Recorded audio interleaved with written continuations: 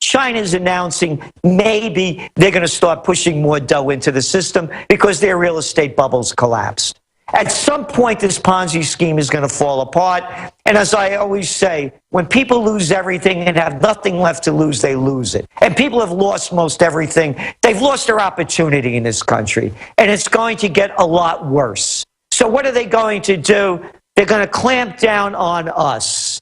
We the people, it's fascism. It's the merger of state and corporate powers. Mm-hmm. And I'm not making that up. When you see what happens with too big to fail, it's the merger of state and corporate powers. When you see bailouts and bailing out their friends in the business, it's the merger of state and corporate powers. It's in front of our eyes. And what we see going on in Europe, we see just about a month and a half ago, we had Greenspan come out and said, yeah, Greece is going to leave the EU. The only way we can keep the EU from coming apart is if we make it not just a trade agreement, but if we make it a sovereign United States of Europe. And that's what we had, the largest bond seller, PIMCO, said that just at the end of last week, saying that we need a United States of Europe is the only way that the EU is going to survive. So these trade agreements, these austerity programs they're putting on people, this is all targeted towards pushing them to a political union, not just an economic trade zone. Oh, you got it. And, you know, I mean, nobody in this country, barely, other than your show, mine, you know, the people that are concerned about this, talk about the Trans-Pacific Partnership and the Transatlantic Agreement as well. This has nothing to do, very little to do with trade. All it has to do with multinationals having the rights over sovereign nations. Mm-hmm. I mean, those are facts. And we, the people in this land of freedom and democracy, are not allowed to read it. No, we can't see it because the multinationals are putting the deal together, so we can't read it. How's that for transparency, huh? Yeah, exactly. And, of course, now they're taking the mask off. They're showing us and talking about it. We've had Petraeus say, you know, what comes after America? North America. And he talks about the North American Union. He says we're 20 years into it. They're taking the mask off. They're showing people that the North American Union was all about a political consolidation all along. And now they're taking the mask off and they're showing people that the European Union was all about a political consolidation all along as well. And the way that they are going to push these political consolidations in is with economic hardship, as we see starting to develop throughout the European Union. Exactly. And Bob Petraeus, what a disgusting human being he is. And look what happened with him. He gets caught, what? Giving classified information to his girlfriend. And he gets a slap on the wrist. Yeah, exactly. And this is a guy who's the head of the CIA. Mm-hmm. Anybody else does it, like Bradley Manning or anybody else, you know, they're in jail and doing hard time. But hey, when you're at the top, again, going back to fascism, that's what happens in a fascist nation. And I think, Gerald, it's important to point out that he wasn't, you know, Bradley Manning and these other people, they were exposing information that was showing criminal wrongdoing. Edward Snowden was showing criminal wrongdoing of our government, and yet they come after the whistleblower.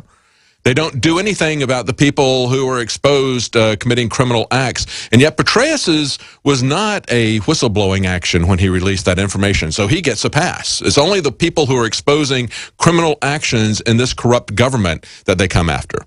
Yeah. And again, when you're talking about the North American Alliance and NAFTA, of course, begun under Bill Clinton, it's a multinational takeover. And it's just going to keep going more and more in that direction. You know, when you think about the Asian Infrastructure Investment Bank, infrastructure investment is anathema to America. China invests about 6.5%, 8.5% of their GDP each year to infrastructure. The United States invests the grand total of 0.065%. Yeah, exactly. Stay with us. We're going to be right back. Gerald Celente, Trends Journal and TrendsResearch.com. We'll be right back with Gerald Celente. Gerald, tell us about solutions. What can we do about this? I mean, you talk about how bad the military-industrial complex is, the government that just continues to grow unchecked, even the most, the people who are portraying themselves as fiscally conservative, they want to grow up by $190 billion. What is the solution to all of this? Well, I think it's honoring thy founding fathers and going back to what this country was based upon. And I know that people say, oh, there were a lot of terrible things. I know. None of us are perfect. This was the land of opportunity, and it was the envy of the world for a lot of the great things that happened here. So in the basis of that, no foreign entanglements. Close all the bases overseas. Seal the borders. We got enough. 316 million people, high unemployment rates, low income because of all the cheap labor coming in. And I've been writing about this since 1985. You know, the numbers are all there. The more cheap labor that comes in, the lower the standard of living.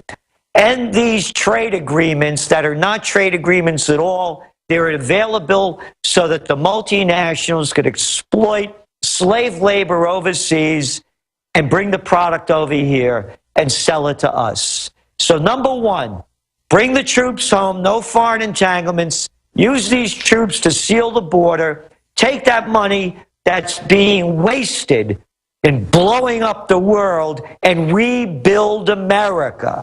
Look at our infrastructure. It's a joke.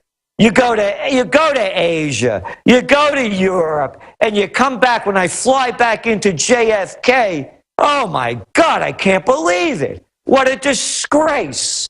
You know, going down the parkway, litter everywhere, a beat-up terminal. So let's rebuild America. Number two, put the laws back in place that leveled the playing field. It was what happened during the 19th and the 20th century.